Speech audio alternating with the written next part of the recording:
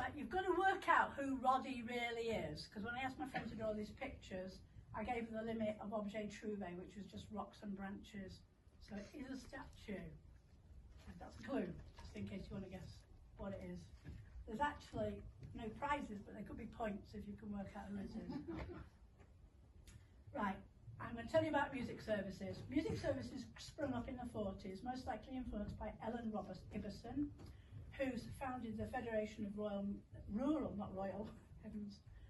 Music Schools, and they offered what they said on the tin, support.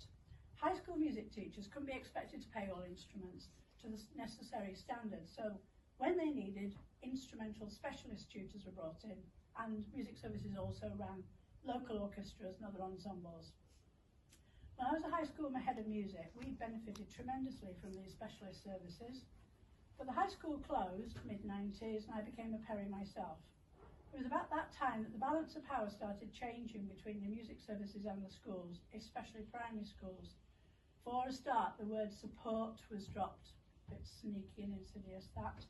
The music service had started providing their own staff to be the music teachers, and the great musical deskilling and disempowering of primary music teachers and coordinators began. In 2019, for example, Sussex Uni PGCE course offered, can you guess how many hours a year they offered their students to learn how to teach music? 1, 6. 2. 2 hours a year.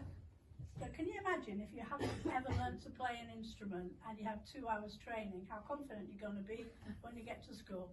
The Perrys come in and say, oh yeah, we can play. And you think, thank goodness for that. But what they couldn't do was teach. More and on about that.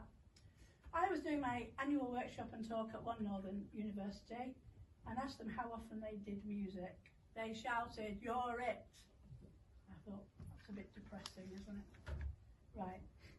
If you want to know more about this, there's a publication by Savage and Barnard from the Musicians Union called State of Play, and it's inspiringly depressing.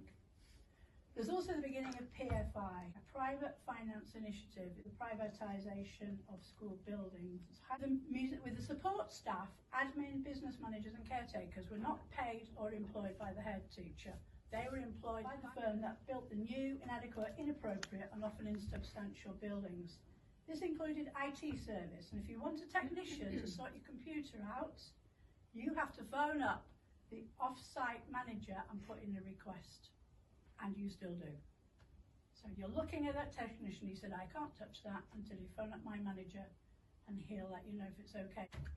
PFI also had schools paying rent to the company's shareholders for the new buildings that they may or may not have asked for, and the buildings were always certainly, minus the store cupboards, properly soundproofed music rooms, and not just music rooms if they needed. Community lettings plummeted, and the music centres were forced out PFI buildings by prohibitive rents. There are rules on incorporating acoustics into new builds. The cost-cutting damaged education in general, our ears, and it didn't just affect music and drama, it affected every lesson you had. If you can't hear properly, you can't learn.